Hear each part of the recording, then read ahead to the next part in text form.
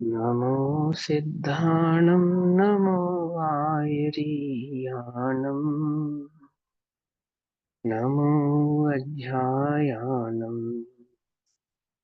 नमो लोये सर्वसाहुणम्।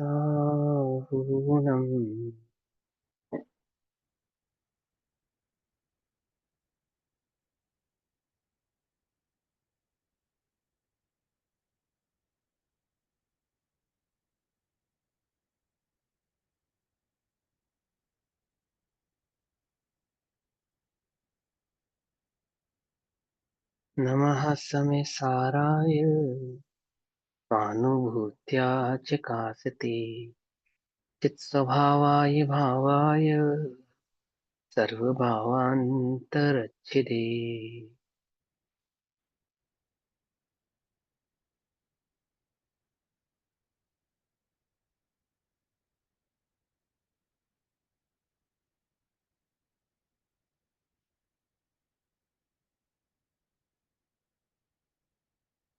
हमारी दोपहर कालीन कक्षा का विषय चल रहा है श्री समय सारजी ग्रंथ।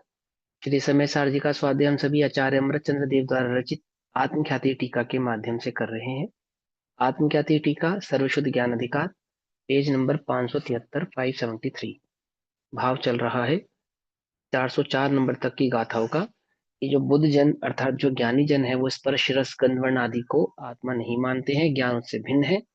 और एक जो ज्ञानी जन है एकमात्र सम्यक दृष्टि जीव संयम को, अंशुत पूर्व आदि को, धर्म अधर्म से भिन्न एक दीक्षा भाव को, एक ज्ञान को ही वे मानते हैं, आत्मानुभूति को ही ये सर्वभाव वे मानते हैं।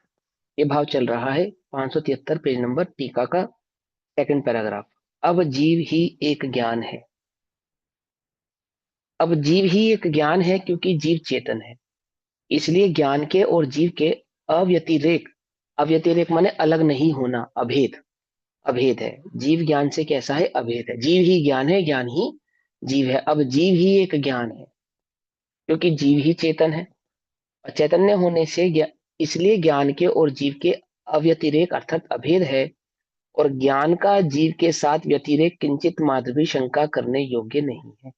किंचित मात्र भी ऐसा शंका आपको धारण करने की जरूरत नहीं है कि उसमें कोई भेद है। जीव में और ज्ञान में कोई भेद है, दोनों अभेद है।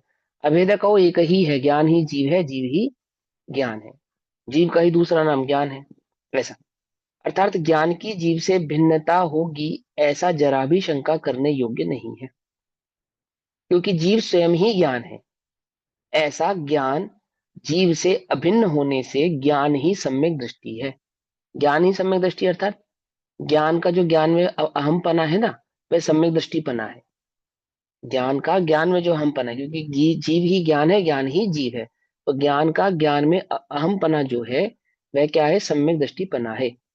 एवं तु सती ज्ञान में सम्यक दृष्टि ही, मूल टीका में एवं तु सती ज्ञान में सम्यक दृष्टि ही अथ जीव एवको ज्ञानम चेतनत्वात् ततौ ज्ञानी जीवयोर्व्यतिरेक न च जीवस्य स्वयं ज्ञानत्वत्तातौ व्यतिरेक कश्चनापि शंकनीय, बिल्कुल भी शंका करने योग्य नहीं है। एवं तो सती ज्ञान में सम्यक दृष्टि, ज्ञान में संयम, ज्ञान मेवांग पूर्व रूपम सूत्रम, अर्थात ज्ञान ही संयम है, ज्ञान ही पूर्व अंग आदि रूप सूत्र है। क्या लिखा देखो हिंदी में, ज्ञान ही संयम है, ज्ञान ही सम्यक दृष्टि है, ज्ञान ही संयम है, और ज्ञान ही अंग पूर्व रूप सूत्र है।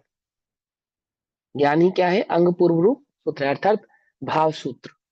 जो एक द्रव्य श्रुत था और एक भाव श्रुत है, तो वो जो भाव श्रुत है वो क्या है? वो ज्ञान ही है।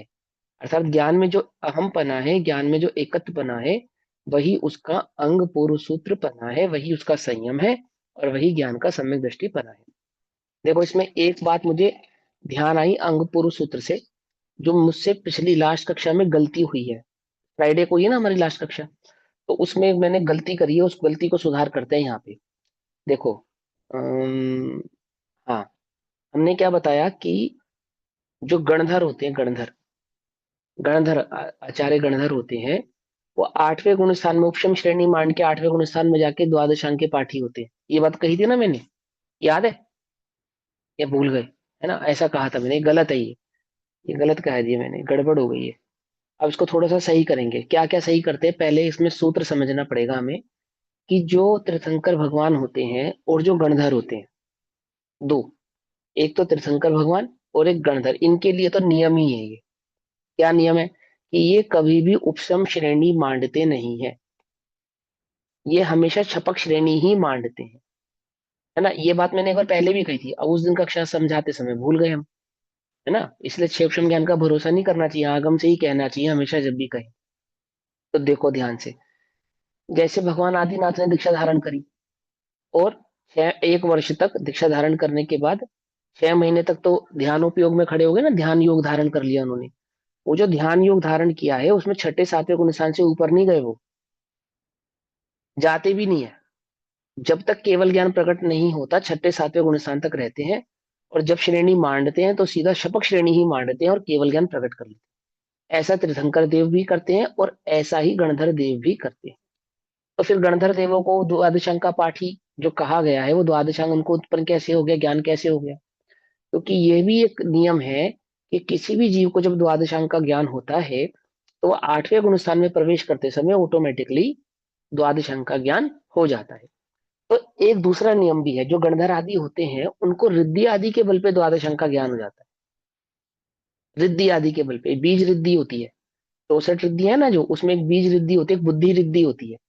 तो गणधरों के पास बुद्धि रिद्धि आदि होने के कारण जो गणधर होते हैं उनको आपो आप ही द्वादश अंक का ज्ञान हो जाता है, उनको 8वें गुण स्थान में जाके उपशम श्रेणी मानने की आवश्यकता नहीं है। तो दो प्रकार हो गए द्वादश अंक का ज्ञान प्रकट करने के, एक तो वे जिनको बुद्धि रिद्धि के बल पे प्रकट हुआ है, और एक वे जो उपशम श्रेणी या छपक श्रेणी मानते हैं, 8वें गुण स्थान में प्रवेश करते हैं, वहां द्वादश अंक का ज्ञान प्रकट होता है। दो प्रकरण समझ में आ गए ना? तो तीर्थंकर और गणधर आचार्यों के साथ ऐसा नहीं होता। तीर्थंकरों के पास जो द्वादश अंक का ज्ञान होता है वो रिद्धि के बल पे होता है, और जो आचार्यों के पास, गणधराचार्यों के पास जो द्वादशांग का ज्ञान होता है, प्रकट होता है उनको समोषण में क्षयिक सम्यक दर्शन के साथ, वो रिद्धि के बल पे प्रकट होता है, बुद्धि रिद्धि के बल पे। ठीक है, वे उपसम और ये श्रेणी गंधर्वों का मांडते कौन नहीं। सा गुण स्थान होता है भैया? छठा सातवां ही मतलब होता है। छठा सातवां ही होता है, अच्छा। हाँ, छठा सातवां ही होता है, उसके ऊपर नहीं जाते, क्योंकि उसके ऊपर जाएंगे और छपक श्रेणी मांडेंगे तो केवल ज्ञान प्रकट हो जाएगा। वो तो नियम है उनके साथ, किसी भी के साथ जो छपक श्रेणी मांडेगा। और जो गणधर आदि होते हैं वे उपसम श्रेणी मांडते नहीं है। ठीक है ना, तो उनके इस उनसे क्या है, वो जो ज्ञान प्रकट हुआ है उनको रिद्धि के बल पे प्रकट हुआ है, द्वादशांग का ज्ञान। ठीक, तो ये एक उसमें सुधार कर लेना। अब इसमें हम पढ़ते हैं अंग पुरुष सूत्र। ये तो शुरू यहाँ की क्या कहते 4 रिद्धि बताई हुई है ना, शुरू की 4 रिद्धि होती है।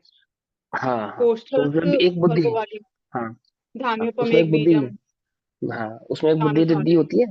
हाँ, कोष्ठ से धान्योपमेय बीजम सम्मीन संस्कृत पदानुसारी चतुर्विधम बुद्धि बलम दधाना, बुद्धि रिद्धि है ना वो, बुद्धि रिद्धि के ही वो चारों भेद हैं। तो देखो क्या कहते हैं, क्या कहते हैं यहाँ पे, कहते हैं क्योंकि जीव स्वयं ही ज्ञान है, ऐसा ज्ञान जीव से अभिन्न होने से ज्ञान ही सम्यक दृष्टि है। अब ज्ञान ही सम्यक दृष्टि अर्थात ज्ञान का जो ज्ञान में अहम पना है वही सम्यक दृष्टि पना है, ना कि वो सिर्फ सम्यक दृष्टि पना है। ज्ञान का जो ज्ञान में अहम पना है वही ज्ञान का संयम है। दर्शन, चारित्र, समझे, और फिर ज्ञान, और ज्ञान ही अंग पुरुष सूत्र है, यानी कि वो जो भाव श्रुत है, वो ज्ञान में जो एकाग्रपना हुआ अनुभूति प्रकट हुई है, वो अनुभव से जाना गया जो द्रव्य स्वभाव है, वही भाव श्रुत यानी अंग पुरुष सूत्र है। यानी ज्ञान को ही तीनों उपाधियां प्राप्त हो गई, ज्ञान को ही, ज्ञान की उपाधि तो है ही, ज्ञान ही श्रुत ज्ञान आदि जो भाव श्रुत है वह ज्ञान ही है, सम्यक दर्शन पना भी ज्ञान ही है, और संयम आदि भाव भी ज्ञान ही है। ज्ञान है मतलब ज्ञान में जो ज्ञान पने का अहम भाव के साथ जो स्थिर पना है, स्थिर भाव है वह। ज्ञान ही धर्म अधर्म अर्थात पुण्य पाप है। ज्ञान ही प्रवज्या अर्थात दीक्षा निश्चय चारित्र है। और इस प्रकार ज्ञान का जीव पर्यायों के साथ भी अव्यतिरेक निश्चय साधित देखना अर्थात निश्चय द्वारा सिद्ध हुआ समझना अनुभव करना चाहिए। फिर से पढ़ता हूँ, ज्ञान ही धर्म अधर्म अर्थात पुण्य पाप है। मैंने पाप और पुण्य के बंध का कारण क्या है, ज्ञान की स्थिरता और अस्थिरता ही है। मैंने वो ज्ञान में जो अहम पना धारण करे, स्वभाव में धारण करे, उसी के आधार से जीव को संवेदन प्रकट होता है, और उस ज्ञान के बल पे ही जीव को पाप पुण्य आदि का आश्रव होता है। जो ये मिथ्या दृष्टि आदि जीव है चाहे सम्य दृष्टि आदि जीव है, पाप पुण्य के आश्रव का मूल कारण क्या है कि वह ज्ञान ही है। मैंने ज्ञान ही सर्वोच्च सब कुछ है ना। जीव की जो पहचान है या जो चैतन्य तत्व है वो ज्ञान ही होने से, वही उसका कारण है। और ज्ञान ही प्रवज्य अर्थात दीक्षा है। और इस प्रकार ज्ञान का जीव पर्यायों के साथ भी, जो जीव की पर्याय हैं, जीव की पर्याय कौन कौन से? ज्ञान, दर्शन, सुख, वीर्य, चारित्र आदि जो जीव की पर्याय हैं, अथवा चौथा, पांचवा, छठा, सातवां, आठवां, नौवां, दसवां गुण स्थान आदि जो जीव की अवस्थाएं हैं। समझ में बात? किसकी अवस्थाएं है? वो जीव की अवस्था है। संसारीपना अर्थात मुक्तपना किसकी अवस्था है? जीव की अवस्था है। जीव की पर्याय यानी जीव की अवस्था। ये मनुष्यपना किसका है? समझे? अब समझना, अपेक्षा से मनुष्य कहते हैं, लेकिन जो अवस्था तो जीव की है ना। संगी पंचेंद्रिय पना, ये तो उसको किससे कहा? निमित्त की अपेक्षा से कहा, कर्म के निमित्त और पुद्गल के निमित्त की अपेक्षा से। परंतु वास्तविक जो 4 गति 84 लाख योनियों में जो अवस्था है वो जीव की ही है। और सम्यक दर्शन आदि के साथ जो अवस्था होगी वो भी जीव की होगी। और सिद्धालय आदि में जाके जो जीव विद्वान होगा वह भी जीव ही है। अनंत आदि अवस्था में जो है वो जीव ही है। तो इस प्रकार ज्ञान का जीव पर्याय के साथ भी, जीव की जितनी जितनी अवस्थाएं, उन सभी अवस्थाओं के साथ भी अव्यतिरेक, अव्यतिरेक मतलब अलग नहीं होना। व्यतिरेक माने अलग होना और अव्यतिरेक माने अलग नहीं होना। निश्चय साधित देखना अर्थात उस ज्ञान को जीव के समभाव रूप से जानकर देखना समझना, यानी ज्ञान और जीव को अभेद रूप से देखना। ऐसा निश्चय साधित देखना यानी ज्ञान को जीव, जीव को ज्ञान, ऐसा देखना। अर्थात निश्चय द्वारा सिद्ध हुआ समझना, अनुभव करना चाहिए। अब इस प्रकार सर्व परद्रव्यों के साथ व्यतिरेक द्वारा, सभी परद्रव्यों के साथ तो क्या हो गया? व्यतिरेक हो गया, यानी कि भिन्नपना हो गया। और निज चैतन्य भाव के साथ क्या हो गया? अव्यतिरेकपना हो गया, यानी कि अभिन्नपना हो गया। द्वारा सर्वदर्शनादि जीव स्वभावों के साथ अव्यतिरेक द्वारा अतिव्याप्ति को और अव्याप्ति को दूर करता हुआ, कौन कौन से दोष दूर करता हुआ? अतिव्याप्ति दोष को दूर करता हुआ और अव्याप्ति दोष को दूर करता हुआ। कैसे दूर करे उसने अतिव्याप्ति और अव्याप्ति को? कि जितने भी पर द्रव्य थे उनसे तो भिन्न हो गया, और जो स्वयं चैतन्य तत्व था उससे वह अभिन्न हो गया, अपने द्रव्य गुण पर्यायों से वह अभिन्न हो गया। यहाँ पे बेसिकली क्या समझा रहे हैं? द्रव्य गुण पर्यायों की अभिन्नता बतला रहे हैं, एक ही द्रव्य के द्रव्य गुण पर्याय भाव से अभिन्न होने के कारण। कहा ना यहाँ पे, इस प्रकार ज्ञान का जीव पर्याय के साथ भी अव्यतिरेक, मूल टीका ही है आचार्य अमरचंद्र देव ये की। अतिव्याप्ति और व्याप्ति को कैसे दूर किया, इसे एक्सप्लेन कर दो बताऊंगा एग्जाम्पल। बताऊंगा, हाँ वो भी बताऊंगा, वो भी बताऊंगा। पहले यहाँ पे ये समझो, द्रव्य गुण और पर्याय तीनों क्या हो गए? अभेद हो गए। किससे? अपने से। अपना द्रव्य, अपना गुण और अपना पर्याय जो स्वभाव है, तीनों आपस में क्या हो गए? अभेद हो गए। अर्थात जीव की पर्याय जीव की ही है, जीव के गुण जीव के ही है, जीव द्रव्य भावपन से जीव ही ज्ञान है, ज्ञान ही जीव है, ऐसा।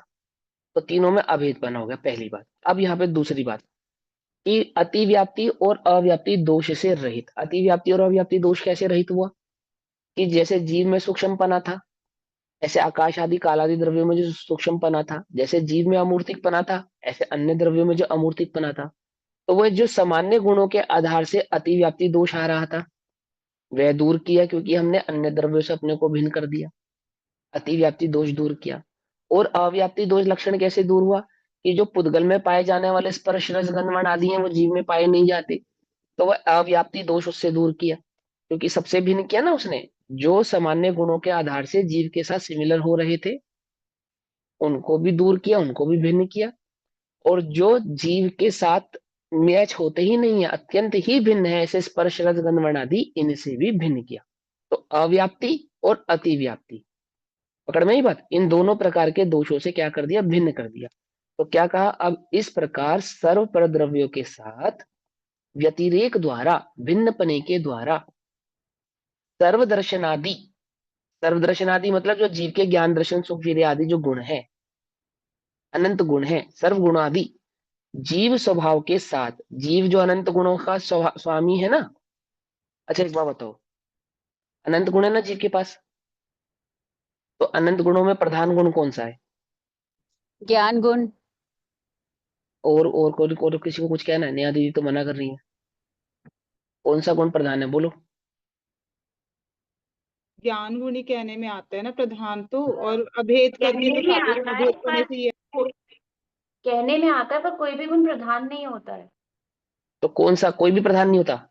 सिर्फ कहने में ज्ञान गुण को प्रधान कहते हैं। हाँ अब देखो सुनो, दोनों बातें समझने का। ज्ञान गुण को प्रधानता से कहने पर जीव की पहचान कराने के लिए ज्ञान गुण की प्रधानता कहते हैं। पर अनंत के अनंत गुण प्रधान है, क्योंकि अभेद है। खाली ज्ञान प्रधान हुआ और बाकी प्रधान नहीं होंगे, तो ऐसा होने पर तो गुण आगे पीछे हो जाएंगे। आगे पीछे थोड़ी होते गुण। गुण कैसे होते हैं? साथ होते हैं, एक साथ होते हैं, आगे पीछे नहीं होते हैं। तो आगे पीछे नहीं होने के कारण सभी गुण क्या है? प्रधान है। एक बात, सामान्य भाव से चैतन्य को प्रधान कहने से अनंत गुणों की भी प्रधानता होती है, और एक एक गुणों के धारण आधार से भी सभी गुण प्रधान ही होते हैं।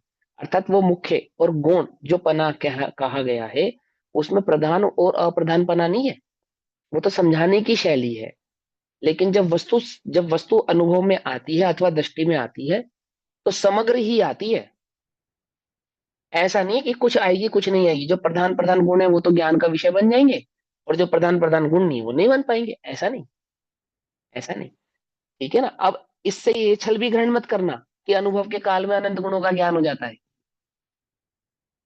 ऐसा छल भी ग्रहण मत करना। क्या छल है? कि वो भेद पूर्व से अनंत अनंत गुणों को जानता है, ऐसा नहीं। वो जो चैतन्य की स्वीकृति है, उसमें अनंत गुणात्मक द्रव्य की ही स्वीकृति है, क्योंकि उसने द्रव्य भाव को ग्रहण किया है ना। और ज्ञान भरी प्रकार से ये बात जानता है कि द्रव्य किसको कहते हैं?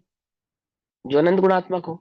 और उसमें जो अस्तित्व, वस्तु, द्रव्य आदि करता हुआ और सूक्ष्म स्पर्शी आदि आदि भावों को स्पष्टतया अनुभव के माध्यम से जान रहा है, उसमें चैतन्य भाव में जो आमपना धारण किया है, उस चैतन्य भाव के द्वारा जो अनुभव में आया हुआ जो द्रव्य भाव है, स्वभाव है, वो कैसा है?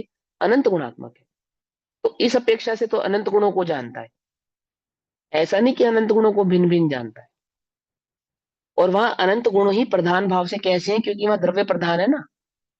हूँ, चैतन्य हूँ की प्रधानता होने के कारण तो समस्त द्रव्य ही प्रधान हो गए। समझ में आई बात? नहीं समझ में? ऐसा। तो क्या कहा कि अब उसमें दो बातें समझाई। एक, जो जो गुण जीव में और अन्य द्रव्यों में समान थे, उनसे तो क्या हो रहा था? अतिव्याप्तिपना हो रहा था, अतिव्याप्तिपना दोष प्रकट हो रहा था। तो क्योंकि जब उसने अन्य द्रव्य से अपने को भिन्न किया, तो वह अतिव्याप्ति दोष भी भिन्न हो गया, दूर हो गया। और जो अव्याप्ति दोष था, अर्थात स्पर्श रस गंध वर्ण आदि जो जीव के स्वभाव भाव नहीं है, जीव में पाए नहीं जाते हैं, ऐसे द्रव्य स्वभाव से भी अपने को भिन्न किया। तो अव्याप्ति दोष से भी वह कैसा हो गया? रहित हो गया। पकड़ में ही बात? बहुत आसान है। अतिव्याप्ति, अव्याप्ति और असंभवपना अपने को लगते हैं मुश्किल, मुश्किल नहीं है, इजी है बहुत, है ना? तो क्या कहा? अतिव्याप्ति को और अव्याप्ति को दूर करता हुआ अनादि विभ्रम जिसका मूल है। क्या मूल है? विभ्रम यानी अज्ञान, मिथ्यात्व, स्वभाव की पहचान ना होना। अभी तुम दुखी हो सुखी हो? अभी दुखी हो या सुखी हो? कि भैया हम बहुत दुखी हैं, तो किसके कारण? किसके कारण? मिथ्यात्व, हमारे पास अज्ञान बहुत के सारे कारण, कारण अज्ञान हैं। अज्ञान के हाँ। कारण। मिथ्यात्व हाँ, के अब ये कारण। बात समझनी पड़ेगी, इसको शांति से सोचो, विचार करो इस बात पे। जैसे हम अपने दुश्मन का विचार करते हैं ना, शांति से बैठकर, करते नहीं करते? कि वो अमुक व्यक्ति मेरा दुश्मन है ना? और उसके प्रति हम जो द्वेष धारण करते हैं, कि यदि वो मुझे कहीं मिल गया तो मैं क्या करूंगा, है ना? उससे बात नहीं करूंगा, उसकी शक्ल नहीं देखूंगा, मौका लगेगा तो कूट दूंगा और जाने क्या क्या कर दूंगा। क्या समझे? नहीं समझे? तो अगर मुझे मौका लगा उसकी इंसल्ट करने का तो मैं इंसल्ट कर दूंगा, कहीं उसकी बुराई करने का मौका लगा तो उसकी बुराई कर दूंगा। जो मैं कर सकता हूँ अपने द्वेषी से द्वेष करने निकालने के लिए, जो मैं कर सकता हूँ उन सबका मैं विचार करता हूँ, नहीं करता हूँ? ऐसे ही मिथ्यात्व रूपी बैरी का चिंतन करो। ये मेरा बैरी है, बैरी है, और इसको मैंने कहाँ पाला है? कहाँ कहाँ पनाह दी है इसको? कहाँ रहता है ये? है? यहाँ यहाँ मेरा, मेरे ही ज्ञान स्वभाव का जो अज्ञान भाव है, इसको जन्म देने वाला, इसको रखने वाला, पालने वाला मैं स्वयं ही हूँ। स्वयं असली आस्तीन का सांप तो यही है, यही बैठा है। कुछ बात समझ में आई? तो ऐसे अपने दुश्मन को पहचानो। तो क्या कहा? अनादि विभ्रम जिसका मूल है। अनादि का जो अज्ञान है, वस्तु स्वभाव की जो खबर नहीं है, मेरा ये जो अज्ञान भाव है, ये अनादि का मूल है, ये संसार में भटकने का कारण, दुखी होने का कारण।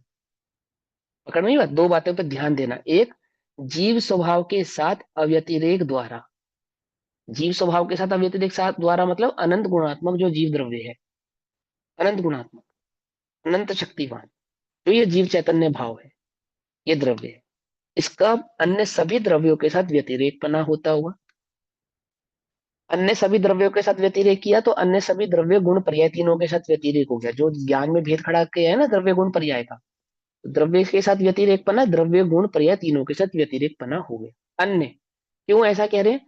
क्योंकि द्रव्य गुण पर्यायों में अभेदपना, ऊपर के पैराग्राफ में आपको समझाया कि इस ज्ञान स्वभाव का, इस चैतन्य स्वभाव का अपने गुण पर्यायों से क्या है? अभेदपना। जैसा मेरा अपने द्रव्य गुण पर्याय के साथ अभेदपना है, ऐसे अन्य सभी द्रव्यों का अपने द्रव्य गुण पर्याय के साथ क्या है? अभेदपना है। उस अभेदपना में मैंने अन्य द्रव्यों के द्रव्य गुण पर्याय सभी भावों के साथ क्या करा? व्यतिरेक किया, अपने को भिन्न जाना। और अपने द्रव्य गुण पर्यायों के साथ अपने को क्या करा? अव्यतिरेक किया, यानी कि अभिन्न जाना, अभिन्न जाना, है ना। अभी दृष्टि के विषय में पर्याय गुण है आदि आदि, वो मुझे समझाने की यहाँ पे भी आवश्यकता नहीं है। यहाँ पे जो वस्तु स्वरूप समझा रहे हैं उसकी दृष्टि से ध्यान से इस बात को समझना। तो क्या कहा कि वो जो द्रव्य में मैंने अहमपना धारण किया और फिर क्या पहचाना? अनादि विभ्रम जिसका मूल है। किसका मूल है? संसार में भटकने का जो मूल है, मेरे दुखी होने का जो मूल है। अर्थात मैंने जो अव्यतिरेकपना परद्रव्य के साथ किया हुआ है ना, निज चैतन्य तत्व का इस देह के साथ जो अव्यतिरेकपना मैंने धारण किया है, इसका मूल क्या है? कर्म का उदय है। क्या है? मेरा स्वयं का स्वयं अज्ञान। का ज्ञान भाव। हाँ, ये विचार करो इस बात को। जैसे अपने मैंने कहा ना, अभी दुश्मन का विचार करते हैं, पड़ोसी हो अपना द्वेषी तो उसका विचार करते हैं, घर में किसी से लड़ाई हो जाए कुछ देर के लिए, तो कैसे सारा दिन उसी का चिंतन चलता रहता है, सुबह से लेकर शाम तक उसी के बारे में सोचते रहते, नहीं सोचते रहते कि इतना दुष्ट है, ऐसा है, मैंने ऐसा किया और ऐसा सब चलता रहे। ऐसे इस दुष्ट के बारे में चिंतन करो एक बार, इस दुष्ट के बारे में, ये विभ्रम जो ज्ञान है ना, अनादि विभ्रम जिसका मूल है, ऐसे धर्म अधर्म रूप अर्थात पाप पुण्य रूप अर्थात शुभाशुभ रूप पर समय को दूर करके, पर समय को दूर करके यानी पर पदार्थ को, पर द्रव्य को दूर करके, छह द्रव्य समय है, पहली गाथा में समझाया समय सार जी ने। वहां पर समय को दूर करके अर्थात यानी कि पर द्रव्य को दूर करके स्वयं ही प्रवज्या रूप को प्राप्त करके, प्रवज्या रूप को प्राप्त करके अर्थात स्वयं को दीक्षा धारण करके। दीक्षा में क्या करते हैं? जब दीक्षा धारण करते हैं तो क्या करते हैं? सभी प्रकार के प्रभावों का त्याग करा देते हैं, है ना। ये देह रह जाती है और अन्य सभी भाव त्यक्त हो जाते हैं, है ना।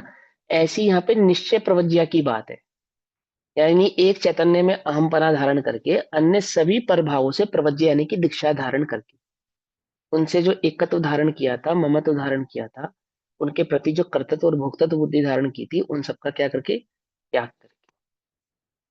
पकड़ में बात। द्विज कहलाते हैं, द्विज जो ज्ञानी होते हैं, जो सम्यक दृष्टि होते हैं अथवा जो दीक्षित होते हैं, वो द्विज कहते हैं। द्विज माने जो जिनका जन्म दूसरी बार हुआ है, दूसरा जन्म। द्विज जन्म है ना, जन्म, उसकी प्रत्यय द्विज, दूसरा जन्म। तो दूसरा जन्म किसका होता है? जिसने अपने पर द्रव्यों के साथ अपने एकत्व भाव को मिटा दिया है, उसका दूसरा जन्म हो जाता है। अन्य संप्रदायों में भी, जैन संप्रदाय में भी, है ना, क्या होता है कि नाम बदल देते हैं। जब दीक्षा धारण करते हैं तो नाम परिवर्तन हो जाता है। जो घर आदि भाव था उन सबके साथ त्याग हो जाता है। अब उसको माता नहीं कहते, जिस माँ से जन्मे हैं उसको माँ नहीं कहते, जिस पिता के से जन्मे हैं उस पिता को पिता नहीं कहते, अथवा भाई बहनों को भाई बहन नहीं कहते, और सखाओं को सखा नहीं कहते, मानते भी नहीं है। क्या है? सच्चा मित्र सच्चा हितैषी कौन हो जाता है? देव शास्त्र और गुरु।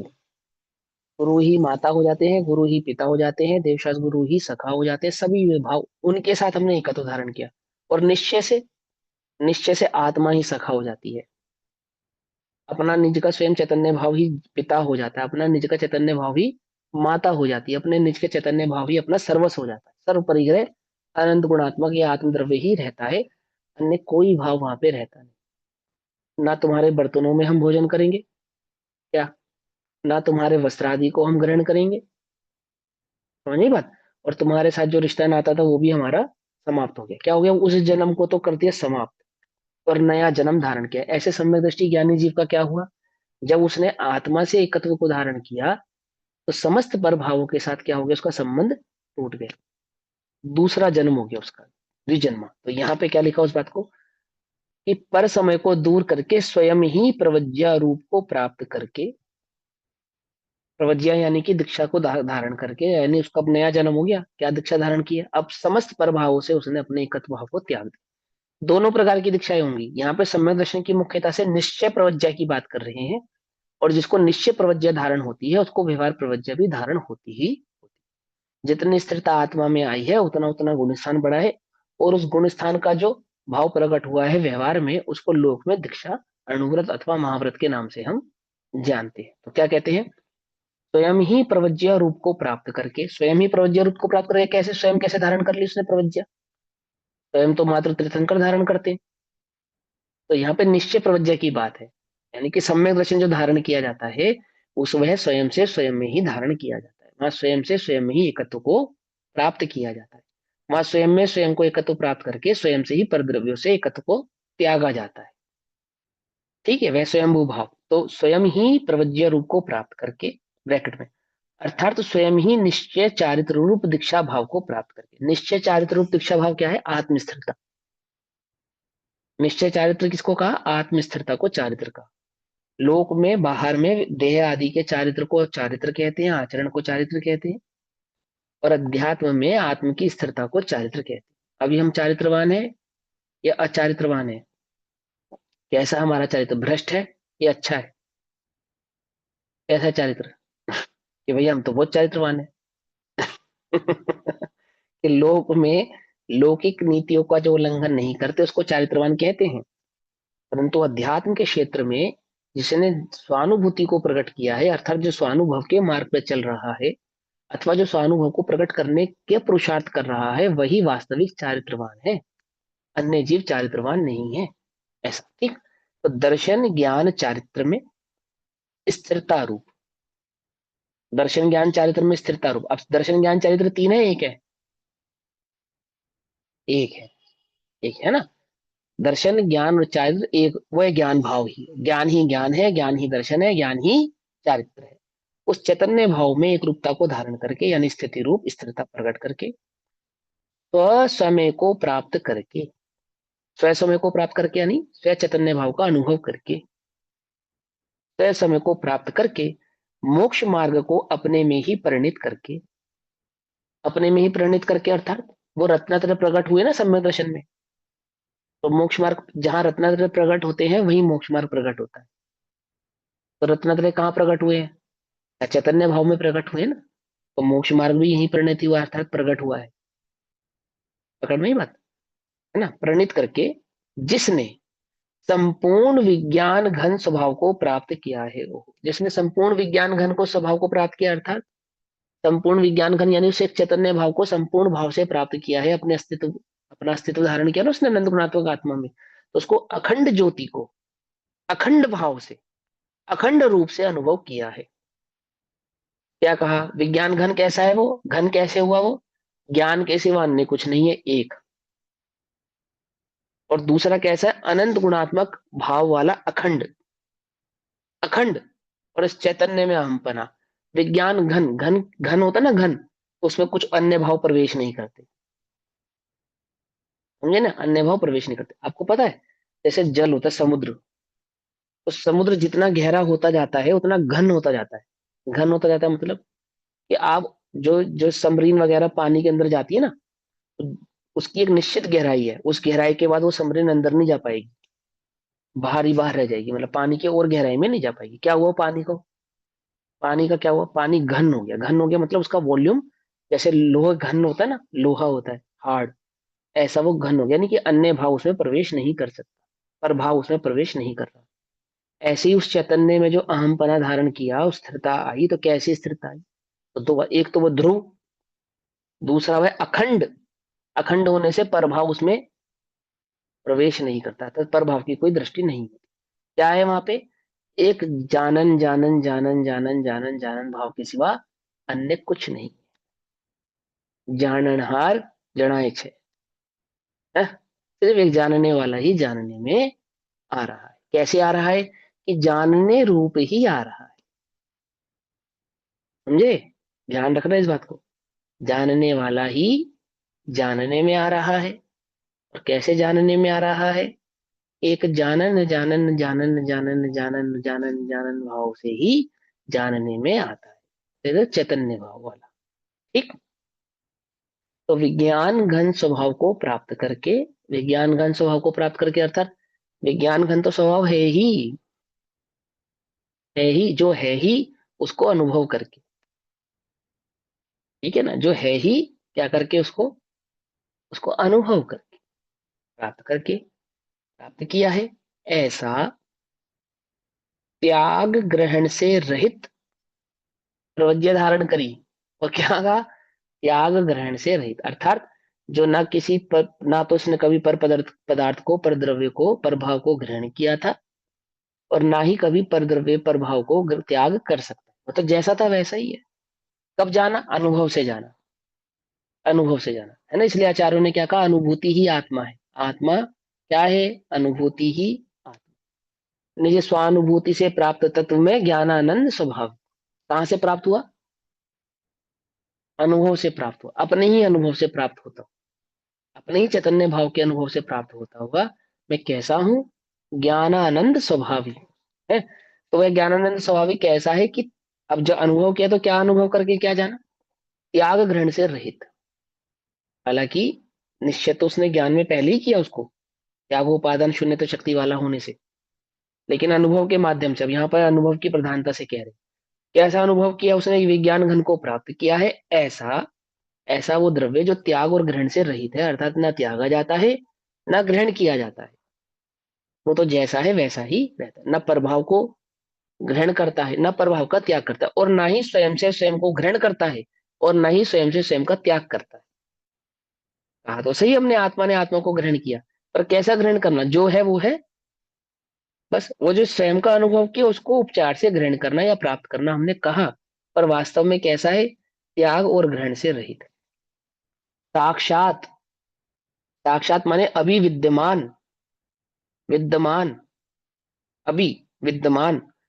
समय सारभूत, समय सारभूत माने समस्त, समस्त द्रव्यों का एकमात्र जो सार है।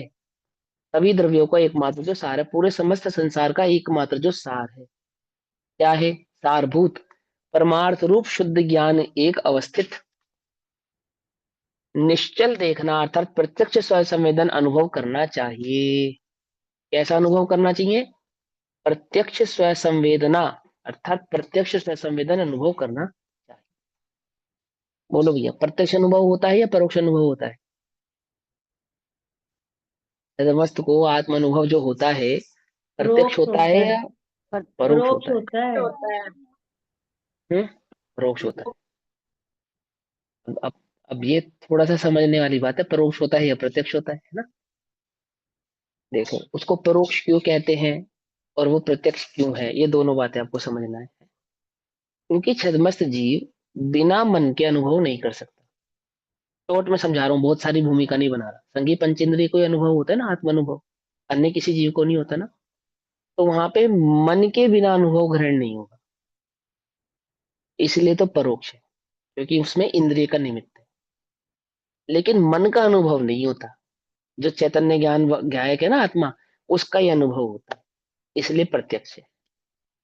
समझ में ये बात? आत्मा किसका अनुभव कर रहा है? अपना ही अनुभव कर रहा है।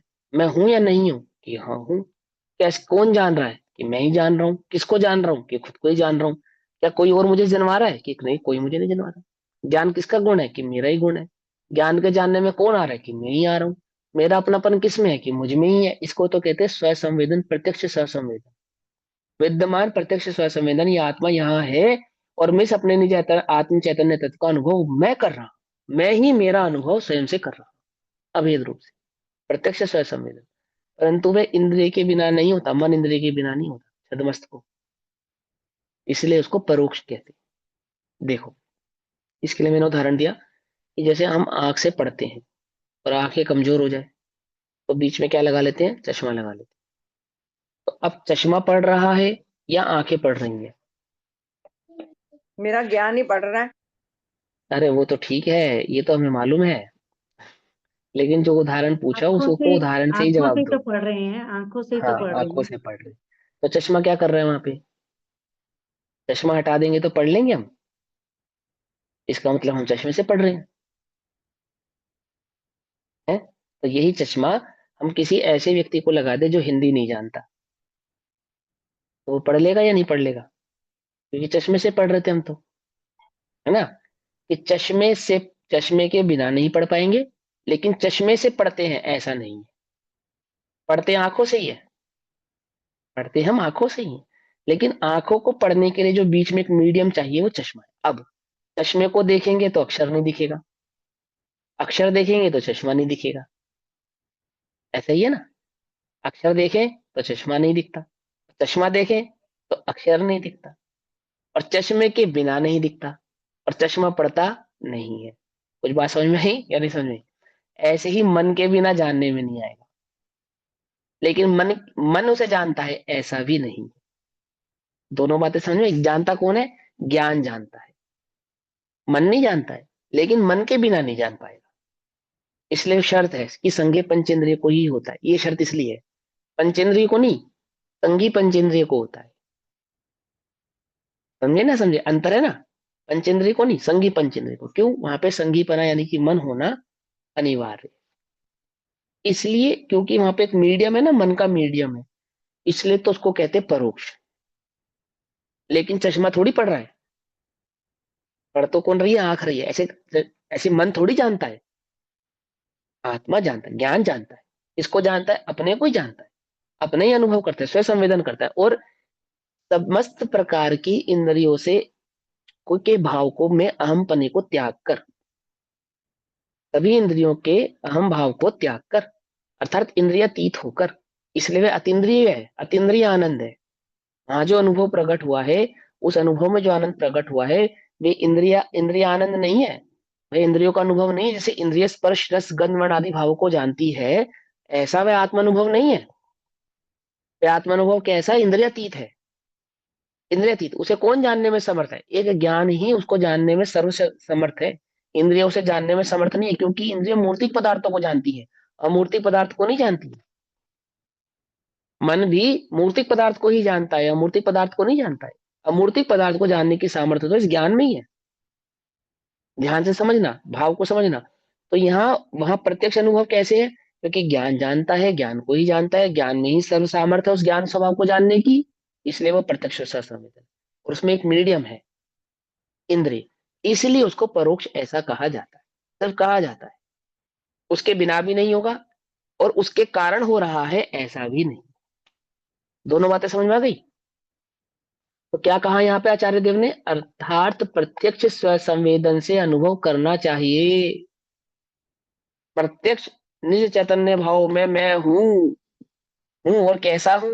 मैं चैतन्य ज्ञान स्वभावी चिदानंद भगवान आत्मा हूँ, ऐसा अपने चैतन्य भाव में अनुभव करना चाहिए, अपना एकत्व धारण करना चाहिए। ठीक, भावार्थ।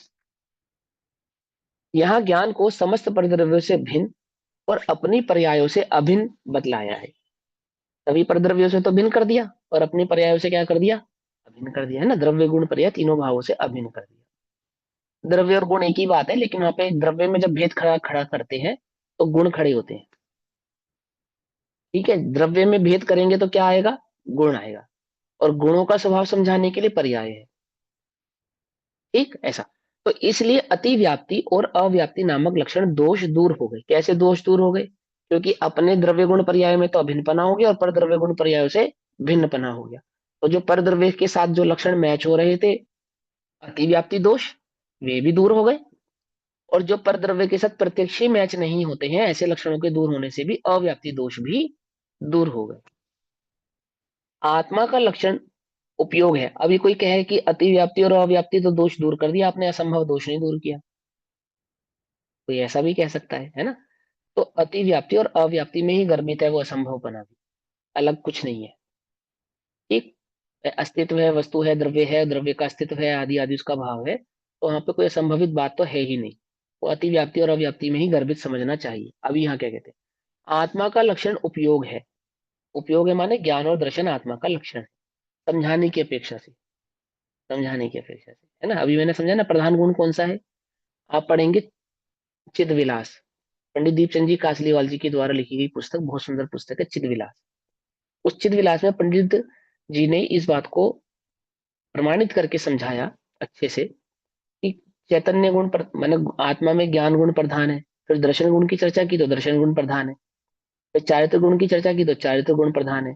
तो जिन जिन गुणों की वहां चर्चा की गई सभी को प्रधान कहा। तो पंडित जी ने स्वयं से सवाल उठाया कि कौन सा गुण प्रधान है। बोले चैतन्य प्रधान होने से, वह आत्मद्रव्य प्रधान होने से समस्त गुण ही प्रधान है। एक प्रधान है दूसरा प्रधान नहीं है, ऐसा नहीं, क्योंकि गुण आगे पीछे थोड़ी है। ठीक है, वे तो सर्व एक भाव से व्याप्त थे। एक गुण में दूसरा गुण नहीं होता, लेकिन जहां एक गुण होता है वहीं सब गुण विद्यमान होते हैं। द्रव्य गुणा गुण निर्गुणा। द्रव्य क्या है, कौन द्रव्य गुण वाला होता है और गुण निर्गुणा होते हैं। द्रव्य किसको कहा, जिसमें अनंत गुण हो। और गुण किसको कहते हैं, जिसमें अनंत द्रव गुण हो। द्रव्याश्रय निर्गुणा गुणा। हाँ, द्रव्याश्रय गुणा निर्गुणा, द्रव्याश्रय निर्गुणा गुणा, ऐसा ये सूत्र है कि द्रव्य किसको कहते हैं, जो अनंत गुणात्मक होता है। लेकिन गुण किसको कहते हैं, गुण में अनंत गुण नहीं होते।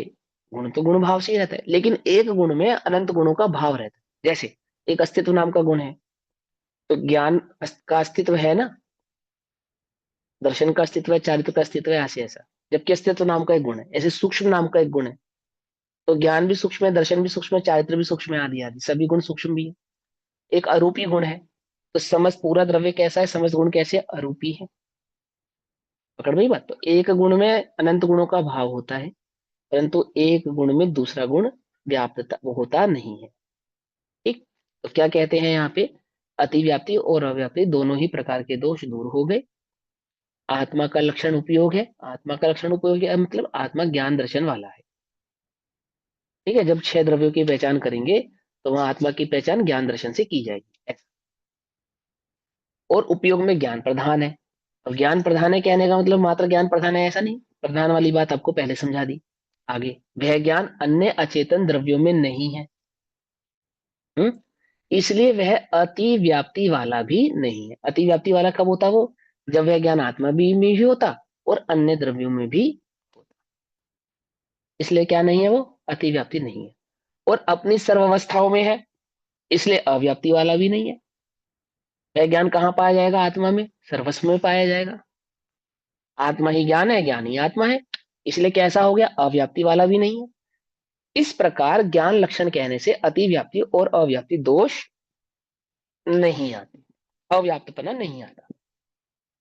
यह ज्ञान को ही प्रदान करके आत्मा का अधिकार है, क्योंकि ज्ञान लक्षण से ही आत्मा सर्व पर द्रव्यों से भिन्न अनुभव गोचर होता है। एक ज्ञान की मुख्यता से कहने पर, यानी उसको चैतन्य ज्ञान भाव को जानने पर, ज्ञान का विषय ज्ञान होने पर चैतन्य भाव का विषय वह चैतन्य भाव कैसा है, ज्ञान वाला होने के कारण उस ज्ञान का अनुभव करने पर वह अन्य सभी द्रव्यों से कैसा भाषित होता है, भिन्न ही भाषित होता है।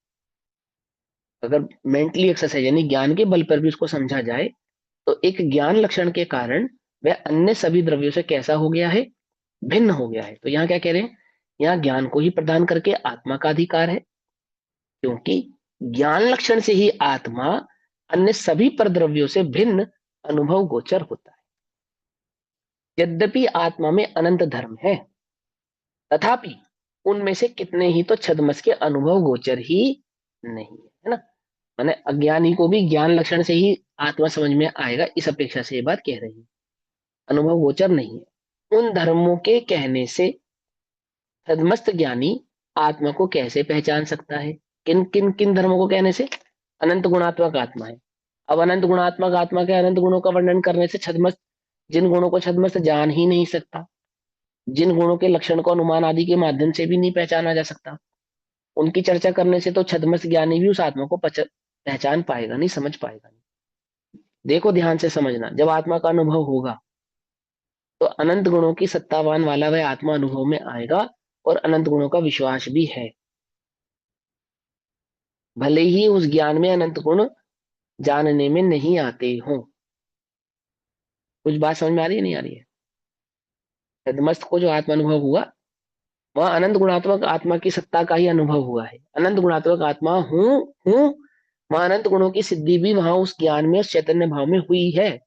लेकिन अनंत गुणों की अनंत प्रकार से सिद्धि हुई है ऐसा नहीं, अनंत गुणों की भेद भेद रूप सिद्धि हुई है ऐसा भी नहीं, और वह अनंत गुणों को जानने वाला हो ऐसा भी नहीं, क्योंकि छद्मस्त अनंत गुणों को जानेगा तो फिर केवल ज्ञान और छद्मस्त ज्ञान में अंतर क्या रह जाएगा? छद्मस्त के अनुभव में और केवल ज्ञानी के अनुभव में अंतर नहीं है, छद्मस्त के और केवल ज्ञानी के जानने में अंतर है। क्या कहा? बात समझ में आई? छद्मस्त जीव के आत्म अनुभव और केवल ज्ञानी को जो आत्म अनुभव हो रहा है उस अनुभव में अंतर नहीं है। जैसे आज चैतन्य भाव का अनुभव छद्मस्त कर रहा है, केवल ज्ञानी को जो अनुभव हो रहा है वो भी बिल्कुल वैसे ही उस आत्म तत्व का अनुभव हो रहा है, कोई भिन्न नहीं है। परंतु उन दोनों के जानने में अंतर है, जानने में भेद है। तो क्या कहते हैं, उन धर्मों के कहने से, जो अनंत गुणात्मक आत्मा है ना, उन अनंत गुणों के कहने से, धर्मों के कहने से जो छद्मस्त ज्ञानी है वह आत्मा को कैसे पहचान सकता है? और कितने ही धर्म अनुभव गोचर हैं, परंतु उनमें से कितने ही तो अस्तित्व, वस्तु, प्रमित आदि तो अन्य द्रव्यों के साथ सामान्य अर्थात समान ही है, मतलब उनमें अतिव्याप्ति दोष है। इसलिए उनके कहने से पृथक आत्मा नहीं जाना जा सकता। और कितने ही धर्म पर द्रव्य के निमित्त से हुए हैं, उन्हें कहने से परमार्थभूत आत्मा का शुद्ध स्वरूप कैसे पहचाना जा सकता है? अर्थात जो मिली जुली पर्याय आदि प्रकट हुई है उनसे भी आत्मा का स्वरूप प्रकट में नहीं आने वाला, उससे भी आत्मा जानने में नहीं आने वाला। इसलिए ज्ञान के कहने से ही छद्मस्त ज्ञानी आत्मा को पहचान सकता है। समझे? इसलिए ज्ञान लक्षण के आधार से ही जो छद्मस्त है वह उस आत्मा के ज्ञान स्वभाव को पहचान सकता है, अर्थात उस आत्मा को पहचान सकता है। ज्ञान गुण प्रधान है ऐसा यहाँ पे बतला रहे हैं। प्रधान की बात हमने पहले समझा दी है ना, ये सभी गुण प्रधान है लेकिन ज्ञान को प्रधान समझाने की अपेक्षा से कर रहे यहाँ पे ये जो हैं। बोल रहा यहाँ है कि धर्म अन्य परद्रव्य के निमित्त से हुए हैं, ये कौन से वाले धर्म का है? अन्य परद्रव्य के निमित्त से कितनी सारी पर्याय प्रकट हुई है ना। धर्म, धर्म होते हैं, धर्म माने कि सिर्फ गुण, आत्मा में जो प्रकट होने वाले गुण है वैसा नहीं, जैसे इसमें मनुष्यपना प्रकट हुआ, जीव को मनुष्य कहा कह रहे नहीं कह रहे, अगर हम मनुष्य लक्षण से जीव को पहचानेंगे तो पहचानने में अगर नहीं आएगा। अथवा यहाँ जो पे जीव धर्म के को साथ पर्याय बोला है, है, यहाँ धर्म को पर्याय दिया है। हाँ पर्याय की अपेक्षा से ही कथन है। द्रव्य में कोई अन्य धर्म प्रकट होते हैं वहां उसकी बात नहीं है, जो धर्म होते हैं ना वो जोड़े से होते हैं, अस्थि नास्ति रूप प्रकट होते हैं, अस्थि नास्ति रूप होते हैं ना।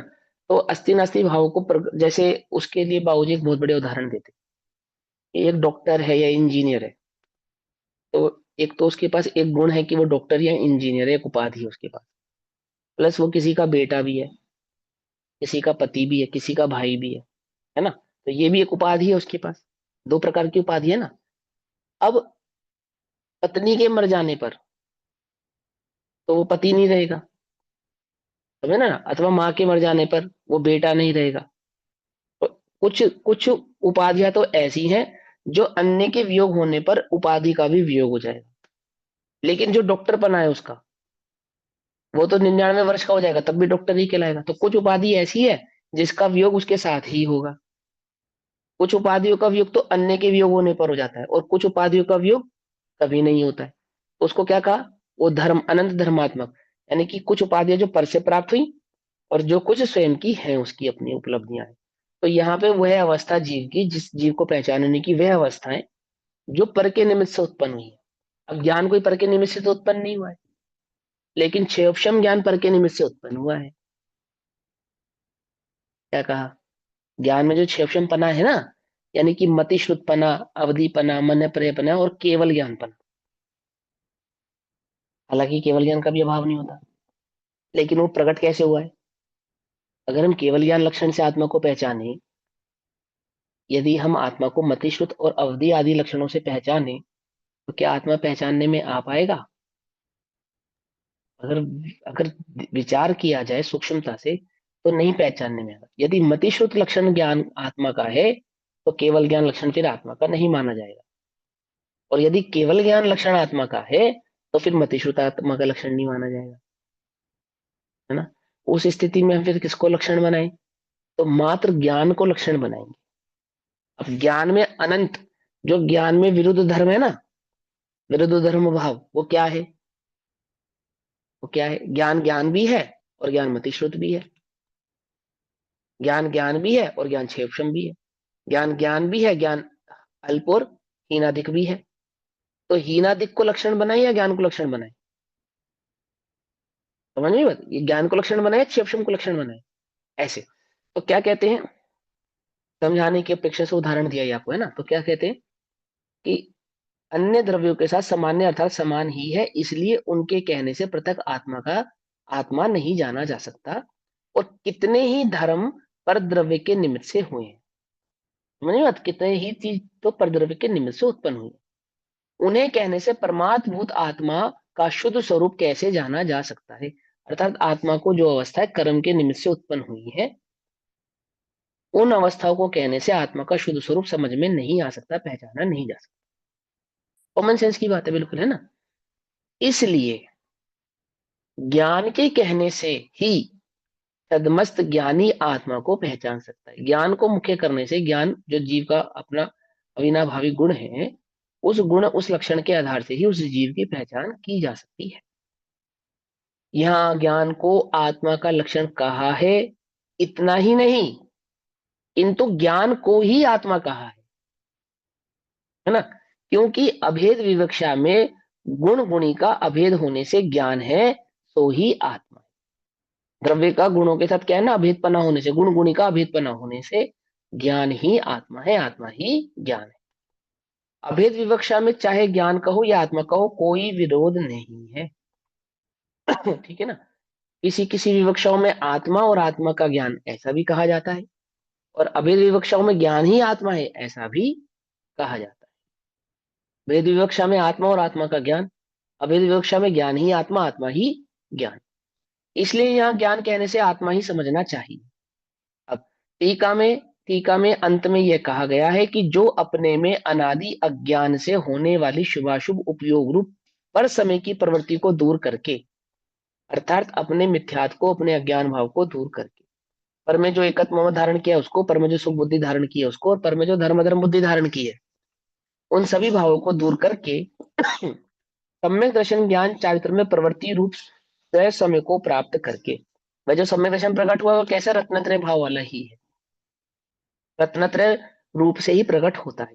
तो सम्यक दर्शन ज्ञान चारित्र में प्रवृत्ति रूप यानी आत्मा में स्थिरता रूप, आत्मा की स्थिरता के साथ जो स्वयं संवेदनपना प्रकट किया, स्वयं समय को प्राप्त करके, ऐसे स्वयं समय रूप परिणमन स्वरूप मोक्ष मार्ग में अपने को परिणमित करके, है ना, सिंपल, आत्मा में आत्मा को स्थिर करके।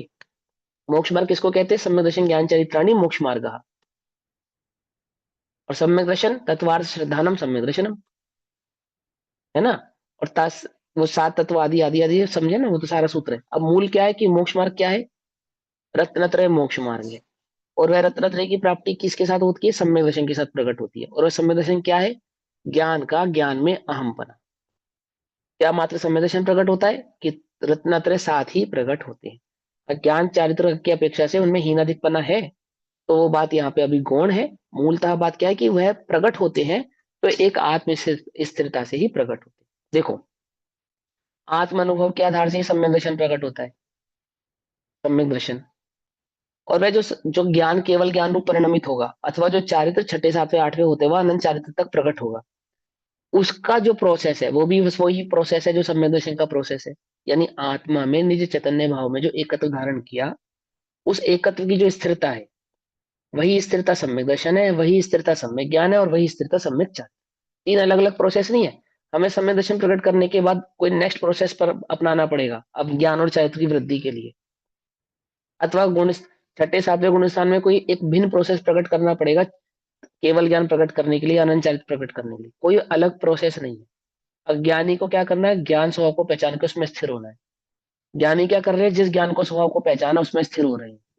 मुनिराज क्या कर रहे हैं? जिस ज्ञान स्वभाव में स्थिर है बस उसी में रमना चाहते हैं, उसी में स्थिर रहना चाहते हैं, वहां से बाहर आना नहीं चाहते। तो तीन अलग अलग बातें हैं क्या? ये एक ही काम हो रहा है, एक ही काम हो रहा है ना। तो क्या कहते हैं कि सम्यक दर्शन ज्ञान चैतन्य में प्रवृत्ति रूप यानी स्थिरता रूप स्वयं समय को प्राप्त करके, ऐसे स्वयं समय रूप परिणमन स्वरूप मोक्ष मार्ग में अपने को परिणमित करके, संपूर्ण विज्ञान घन स्वभाव को प्राप्त हुआ है।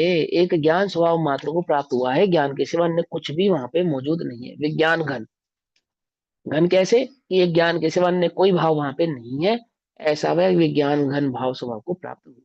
ज्ञान ज्ञान ज्ञान ज्ञान ज्ञान, अन्य कुछ भी नहीं। और वह ज्ञान भी कैसा, चैतन्य चैतन्य चैतन्य, जानन जानन जानन जानन जान,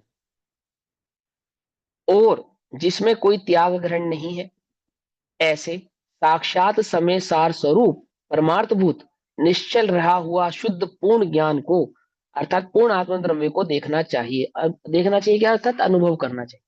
आत्मानुभव में जो आत्म द्रव्य कैसा आता है वो पूर्ण ही आता है, अधूरा नहीं आता है। पूर्ण का निश्चय करके पूर्ण ही अनुभव में आता है ना।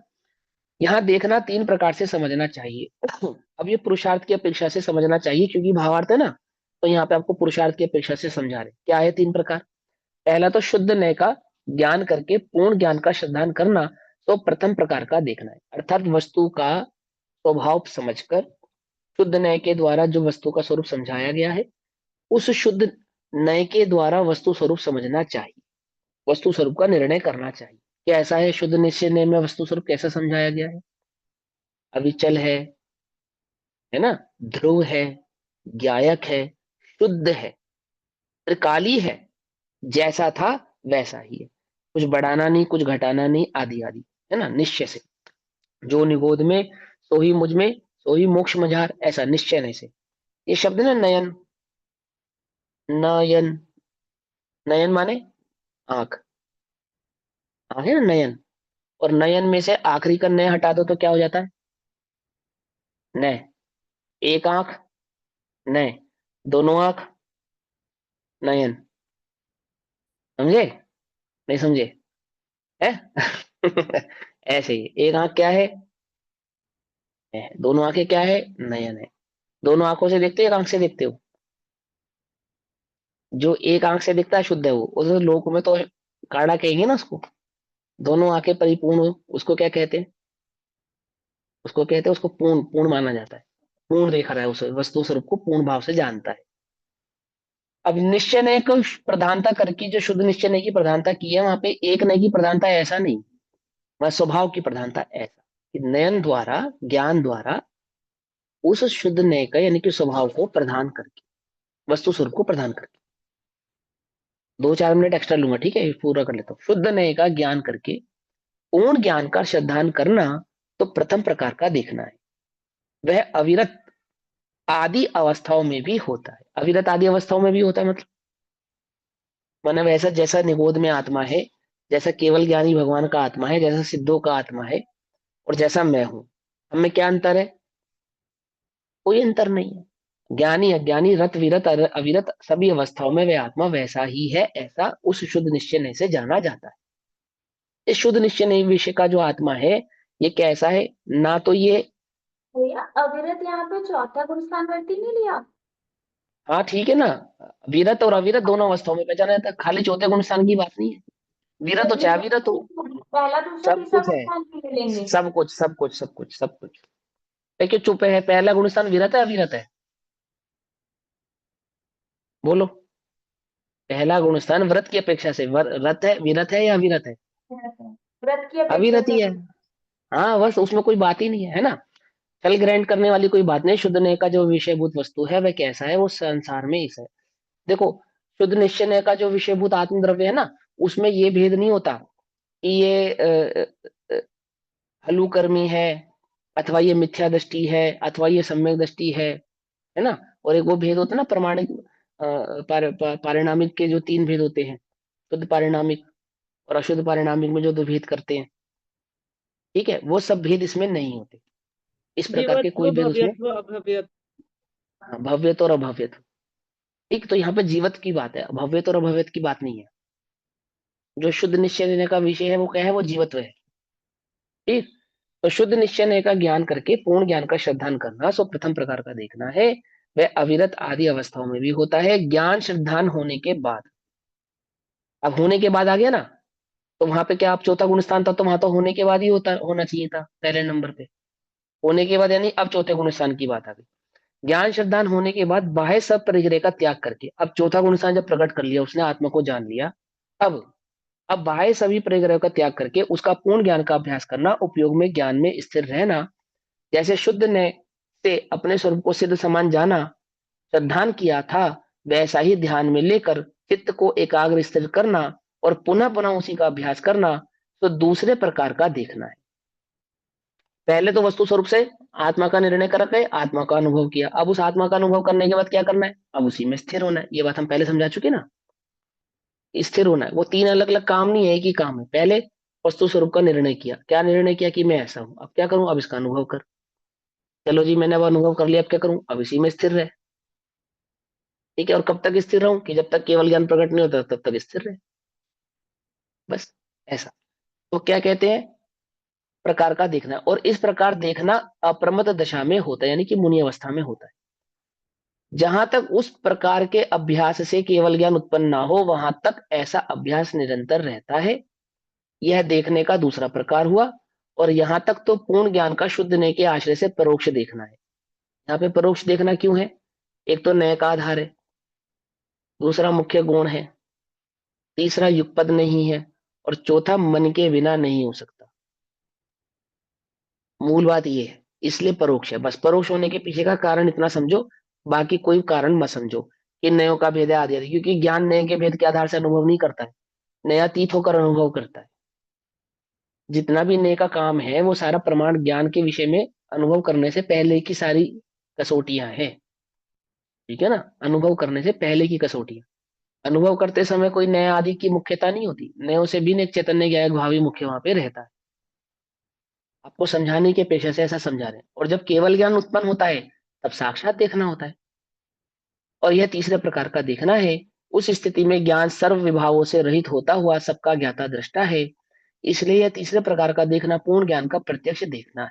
अब इसको पूर्ण ज्ञान को प्रत्यक्ष देखना, क्योंकि वह संपूर्ण भाव से जानता है, इंद्रियातीत होकर जानता है, आदि आदि भाव के कारण यह प्रत्यक्ष देखना है। अब इस अर्थ का कलश रूप काव्य कहते हैं। इसी भाव को, यानी 15 गाथाओं के भाव को कलश के माध्यम से आचार्य अमर चंद्रदेव कहेंगे 235 नंबर के कलश। तो 235 नंबर का जो कलश है, इसका स्वाध्याय हम सभी कल करेंगे। तब तक के लिए सभी को जय जिनेन्द्र। ओम नमः सिद्धेभ्यः। निज निधि निज में बताई, यह अनंत उपकार है, उसके लिए जिनवाणी माँ को वंदना शत बार।